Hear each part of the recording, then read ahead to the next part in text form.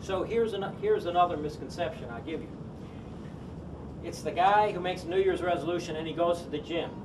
And he's working out on the thing, he's on the rotary thing, on the treadmill, and he's pouring sweat out. And he gets out and says, man, I got a good workout. I lost a lot of weight. I sweated, and he's drenched. He probably didn't lose any fat, okay?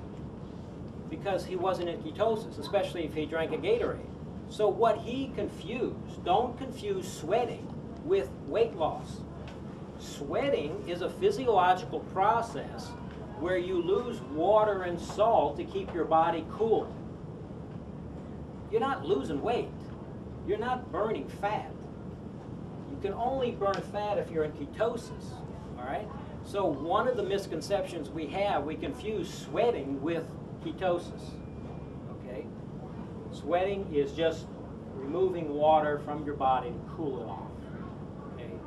But you have to be, in this situation, producing ketones, which are metabolized free fatty acids.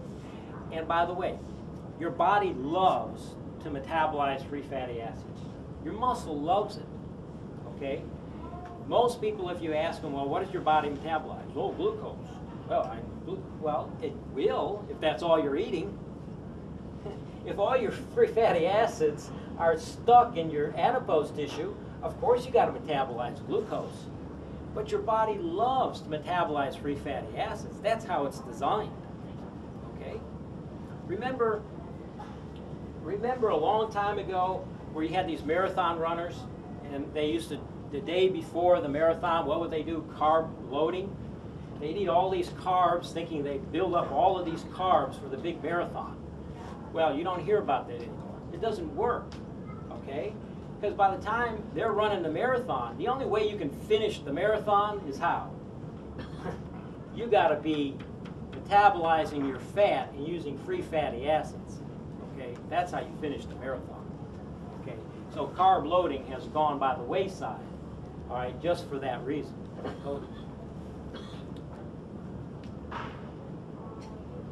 What about supplements? Like CoQ10, Cummings green tea, any of those things are supposed to help you to burn? You know, I've tried all of them. You know, you don't find it. I've done anything I did in the book. I've tried it. All right, before I did all this stuff. You know, I've tried all of the ones. I've tried hydroxycut and all this stuff, and I don't know.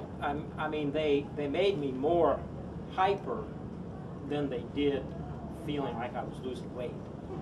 Okay, so you know, I don't recommend any of this hydroxycut or stuff. Now, a multiple vitamin, yeah, I mean vitamin C, you know, vitamin D, but that's sort of, you know, that's a whole other story of health consciousness if you want to start taking supplements. But a supplement to lose weight, I don't know of one out there. I think glucophage is something that a diabetic takes, a type 2 diabetic, I should say. I have a friend that does that. And essentially that lowers the insulin level. And he's been losing weight as well. Does that kind of go together just because it's reducing the insulin level? That's right. That's right. I know of a couple of people who their doctors have put on that to lower the insulin level. Just to lower the insulin. That jump starts it. Now, they don't keep them on it for long, but it's a good way to jumpstart you. If you go to lots of diet plans, this LA diet plan, you know, the first few days, I think 3 days, you eat all meat or something.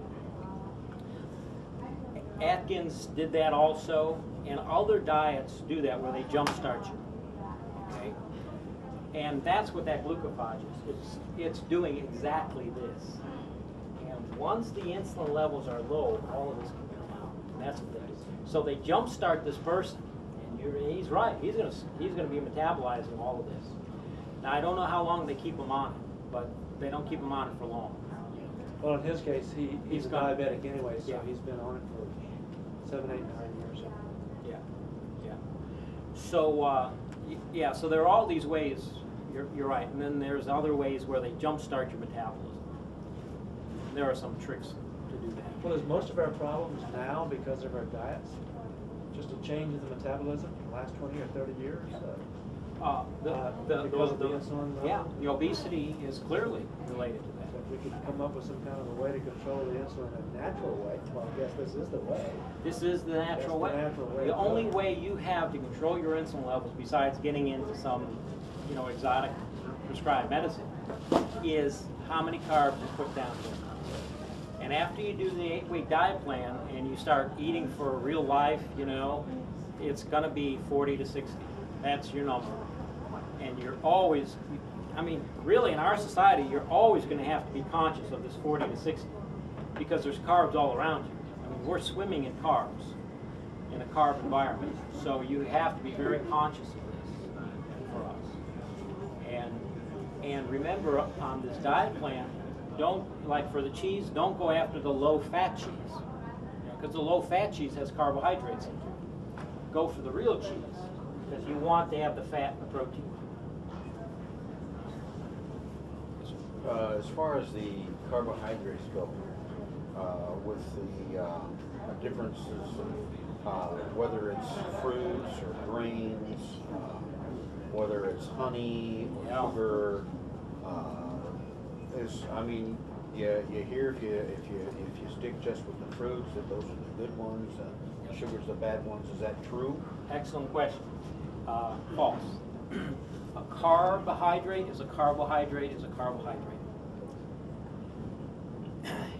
Now, if you go to the health food store and you want to buy pasta, there's the whole grain pasta, the whole, all that. You say, boy, that's healthy. Well, it is. It's more healthy than the refined pasta because you have the fiber in there and more nutrients, etc. But it's still a carb.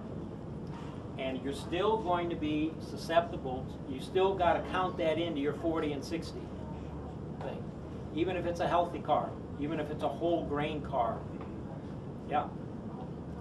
And the other thing, some reactions I've gotten to the Dudek diet plan through the email and conversations is this thing about fruit. Oh, fruit, how come, fruit's so healthy? What is fruit? It's sugar water, okay? Very high in carbs, okay?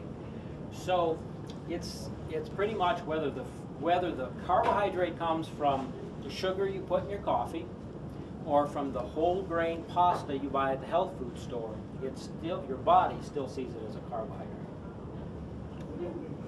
Make no difference. Only one that's out there, and I'll tell you this story. Have you heard of high fructose corn syrup? This is the stuff now that stuff is real nasty. All right, because it's not only glucose, but it's fructose. And fructose is the real bad one because that one drives up your LDL levels. And that was the stuff that was put in all of these sodas and all of these other kinds of things in our food supply. Anything you see with that you buy, you'll see the high fructose corn syrup. I'm sorry, you don't see it? No, I said you see it almost. Yeah, you see it all the time. And that's, when you see corn syrup, run the other way. Because it's a combination of fructose and glucose, and what happens is the glucose drives up your insulin.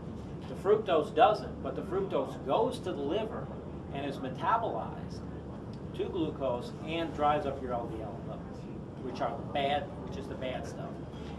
And today there's a lot of information coming out that it's not the fats that are driving up the cholesterol and the lipoproteins in your blood. It's the carbohydrates that are driving LDL. The bad lipoprotein, LDL is the bad guy, HDL is the good guy. So how you remember that is HDL is the good one, or the happy, all right? The happy lipoprotein. Okay, the LDL, the bad one, seems to be driven by high carbohydrates. And that's the other double whammy you're getting. And that's what the liver produces, right? Yeah, that's what the liver produces, and fructose drives that. Gotcha. So this high fructose corn syrup is really bad stuff. I think part of our problem, it seems to me too, is that I know I've seen statistics on how much sugar we each supposedly eat a year's time, and say, geez, I never eat that much sugar. Oh, yeah. But the thing is, you don't look at the cans. Every